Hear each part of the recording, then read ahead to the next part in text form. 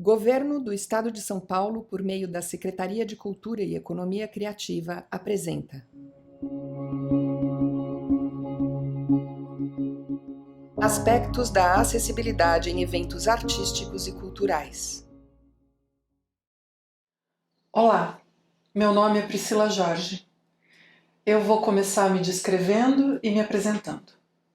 Eu sou uma mulher branca de 40 e poucos anos, olhos grandes castanhos, cabelos castanhos longos e lisos, com bastante fios brancos também. Eu estou usando uma camiseta preta e atrás de mim tem uma tela branca. Eu me formei atriz no final dos anos 90 e durante a minha trajetória profissional eu me tornei também produtora, dançarina, professora e diretora. Desde 2008 eu integro o Núcleo Dança Aberta junto com a Neca Arvos. No Núcleo Dança Aberta nós trabalhamos com o Danceability, que é um método de improvisação de movimento que reúne pessoas com diversos corpos e mentes para dançarem juntas. Em nossos projetos, nós buscamos reunir a maior diversidade possível. Pessoas com e sem deficiências, com e sem experiência artística, de diferentes faixas etárias, classes sociais, raças, gêneros, escolaridades e profissões. E foi ao longo desses 15 anos de trabalho, no convívio com tantas pessoas diversas, que desenvolvemos o nosso jeito de pensar e promover a acessibilidade. Para nós, é extremamente importante remover as barreiras que possam impedir a participação das pessoas nas ações que promovemos. Desde sempre, a ideia é garantir a autonomia. Remover barreiras. É aqui o ponto de partida da organização da produção dos nossos trabalhos. A minha proposta não é falar sobre acessibilidade a partir de um produto cultural específico, e sim tentar despertar uma forma de pensar e agir para construir pontes, caminhos, a fim de garantir que um espetáculo, uma exposição, uma oficina, um vídeo, filme, um livro, ou qualquer que seja o produto cultural em questão, seja acessível de maneira mais efetiva. Para a gente começar a pensar em alguns aspectos de acessibilidade em eventos artísticos e culturais, eu vou trazer aqui alguns conceitos que muitas pessoas conhecem ou já ouviram falar. Eu escolhi falar a partir da abordagem de 3 tipos de acessibilidade. A acessibilidade arquitetônica urbana consiste na ausência de barreiras ambientais físicas nas casas, prédios, espaços públicos ou mesmo em equipamentos urbanos, incluindo os meios de transporte individual ou coletivo. Quando consideramos que pessoas com os mais diferentes corpos fazem parte do nosso público, é fundamental fazer uma visita técnica ao espaço onde se pretende realizar o evento artístico, com o objetivo de verificar esse tipo de acessibilidade. Por exemplo, uma pergunta que podemos nos fazer durante a visita ao espaço: todas as pessoas podem entrar e sair desse espaço, usar os banheiros e se deslocar com autonomia e segurança? Quando você considera que no seu público pode ter pessoas idosas, pessoas obesas, alguém que tenha deficiência visual total ou parcial, deficiência auditiva total ou parcial, deficiência intelectual, transtorno de desenvolvimento, pessoas com mobilidade reduzida, incluindo as que usam cadeira de rodas, bengalas, muletas, andadores e as que têm uma marcha irregular também, você observa durante a visita se aquele espaço é receptivo a todas as pessoas. É importante observar se nesse espaço há rampas de acesso, elevadores e plataformas, portas largas, banheiros acessíveis, torneiras e bebedouros acessíveis, barras de apoio, corrimão nas escadas, piso tátil, placas de sinalização, como placas em braille, placas com contraste de cores que favoreçam as pessoas com baixa visão, sistemas sonoros, por exemplo em elevadores, uma boa iluminação, boa ventilação, uma mobília ergonomicamente acessível, como por exemplo assentos para pessoas obesas em salas de espetáculo. Enfim, você observa e imagina se o espaço é acolhedor a diferentes tipos de corpos. Outra pergunta que podemos nos fazer é: como as pessoas podem chegar até aqui? pensando do ponto de vista do deslocamento pela cidade. Então você observa se tem estacionamento no local ou nas proximidades, se tem uma área de desembarque no próprio local, se tem pontos de ônibus e estações de metrô acessíveis próximos. Você pensa na possibilidade de as pessoas precisarem fazer um pequeno percurso até o local. Então você observa se as calçadas estão niveladas. É evidente que situações e lugares ideais não são a maioria, infelizmente. E de qualquer forma, quanto menos difícil for o trajeto até o local e mais receptivo e acolhedor for esse espaço, maiores são as probabilidades de termos um público frequentador com mais diversidade. Outro tipo de acessibilidade bastante importante de se levar em conta é a acessibilidade comunicacional. A acessibilidade comunicacional consiste na ausência de barreiras na comunicação interpessoal, face a face, na comunicação escrita e na comunicação virtual. Diz respeito às diferentes maneiras de expressão e transmissão de informação.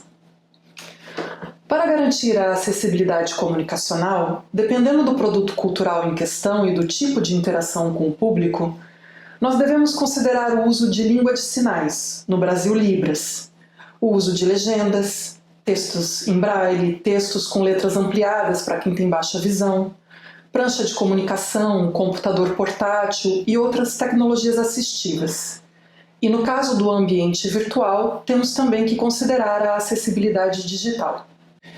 Existem recursos assistivos específicos também. Por exemplo, outro dia eu tomei conhecimento de uma exposição aqui em São Paulo, cujo projeto de acessibilidade contava com mapa, legendas, textos de núcleos táteis, audioguia, videolibras e aro magnético para surdos na sala de vídeo, que é uma tecnologia que até então eu nunca tinha ouvido falar. Ela filtra todos os ruídos e manda o áudio limpo por ondas magnéticas para um implante coclear ou para um determinado aparelho auditivo. Ou seja, existe um campo bastante amplo de possibilidades para tornar a comunicação acessível. Eu não sou uma especialista em acessibilidade, mas existem diversos profissionais habilitados que trabalham oferecendo consultoria na área. O que eu acho interessante pontuar aqui é que podemos, a partir do produto cultural que pretendemos oferecer, fazer um projeto de acessibilidade. E gostaria de acrescentar a importância de ter um compromisso com a qualidade dessa acessibilidade que se pretende oferecer ao público. Por exemplo, eu já vi um espetáculo onde o intérprete de Libras ficava num determinado ponto da plateia distante do palco, onde as pessoas surdas que o seguiam não conseguiam acompanhar as cenas do espetáculo ao mesmo tempo, porque precisavam dividir a atenção, ou estariam olhando para a cena ou para o intérprete, porque eles ocupavam campos de visão bem distintos no espaço. Algo parecido eu já presenciei em relação ao uso de legendas também em um espetáculo. Ou seja, é fundamental dar atenção à qualidade da experiência também. Então chegamos a uma pergunta crucial. Se nós garantirmos que nosso produto cultural seja realizado em um espaço físico ou virtual acessível, com recursos assistivos disponíveis, é suficiente para ter um público com diversidade? Como produtora, artista e cidadã, eu acho que não é suficiente. É fato que quem possui algum tipo de deficiência é menos propenso a se socializar, a trabalhar, a participar de forma plena e efetiva na tomada de decisões, de ter autonomia e de viver em sociedade com dignidade. Ainda existem muitas barreiras e a nossa sociedade é capacitista. É um preconceito estrutural como o racismo ou o machismo. É cultural. Nos projetos do Núcleo Dança Aberta, por exemplo, não é suficiente oferecer oficinas de dança gratuitas abertas a todas as pessoas. Há 15 anos atrás, quando fizemos nossa primeira grande oficina, já sabíamos que as pessoas com deficiência simplesmente não viriam de forma espontânea. Para efetivamente formar grupos com diversidade de corpos e mentes, faz-se necessário um plano de ação. E aqui fica oportuno falar sobre o terceiro tipo de acessibilidade, e muito importante, que queremos abordar. Acessibilidade atitudinal. Acessibilidade atitudinal está relacionada à eliminação de preconceitos, estigmas, estereótipos e discriminações. E também à promoção de atividades de sensibilização, conscientização e convivência. Na nossa opinião, faz-se totalmente necessário trabalhar na formação de público para que a convivência aconteça. Eu quero compartilhar aqui algumas experiências e métodos usados no nosso trabalho desde 2008. Em primeiro lugar, quero dizer que também temos realizado os nossos projetos com recursos obtidos através de leis de incentivo fiscal, o que nos possibilita considerar nos nossos orçamentos trabalhar com uma infraestrutura adequada e executar as ações necessárias para garantir a acessibilidade ao nosso público. Eu vou falar de 2 eixos fundamentais em nossas produções. Um é a divulgação.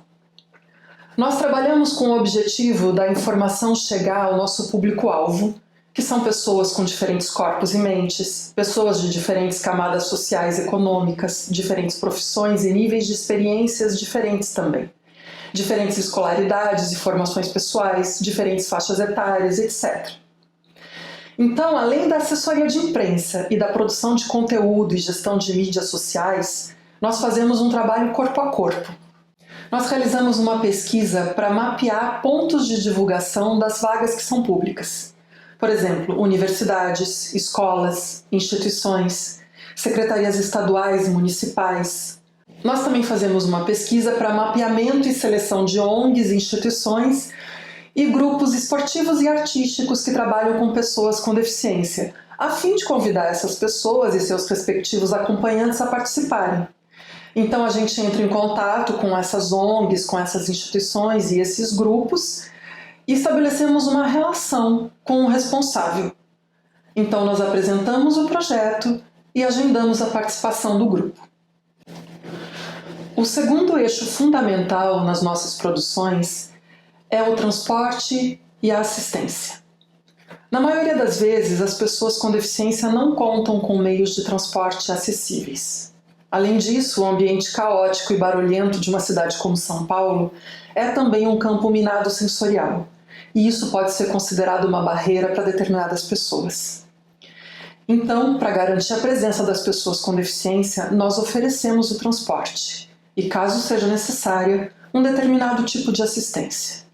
Lembrando que a presença de um assistente pode justamente garantir a autonomia de uma pessoa com deficiência. A autonomia da escolha de estar ali, por exemplo. Constatamos que esta é uma das ações mais efetivas que podemos realizar. Por isso, sempre prevemos uma verba para essa finalidade. Então, para concluir, eu quero resgatar alguns pontos tocados nesse vídeo. Ao promover atividades acessíveis, considerando espaços públicos fora das instituições específicas, nós do Núcleo Dança Aberta procuramos mapear e pensar sobre infraestrutura, barreiras, diferenças e desigualdades, autonomia e assistência. E a partir disso, criar e executar um plano de ação. Uma vez eu li em um artigo escrito por uma mãe de uma pessoa com deficiência uma frase sintética que reflete exatamente o que eu tenho experimentado no convívio em diversidade. Que é o seguinte: somos iguais apenas em direitos, em todo o resto somos diferentes. Aqui entra o senso de equidade. O que é necessário para cada pessoa para que todas usufruam do mesmo direito é diferente. Em um país como o Brasil, diferença é praticamente sinônimo de desigualdade. Quando nós iniciamos os nossos primeiros projetos no Núcleo Dança Aberta, acessibilidade era um assunto pouco discutido. Quando muito eu ouvia em alguns grupos específicos, sempre com a presença de pessoas com deficiência. Eu faço questão de registrar que eu aprendo muito sobre acessibilidade no convívio em grupos com diversidade e escutando as pessoas com deficiência. E aprendo também sobre muitas outras coisas. Nessa convivência, todo mundo sai ganhando. Eu agradeço a atenção de todas as pessoas. Obrigada. Ficha técnica. Apresentação e organização de conteúdo. Priscila Jorge. Colaboração e locução, Neca Zarvos. Tradução, interpretação para Libras e legendagem, Sara Melgaço.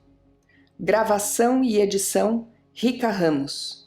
Imagens da performance Parada Danceability 2022 do Núcleo Dança Aberta, cedidas por Rica Ramos. Imagens de aulas da Oficina Danceability do Núcleo Dança Aberta 2022, cedidas por Anali Dupré. Realização: Programa de Ação Cultural São Paulo, PROAC Direto, Governo do Estado de São Paulo, Secretaria de Cultura e Economia Criativa.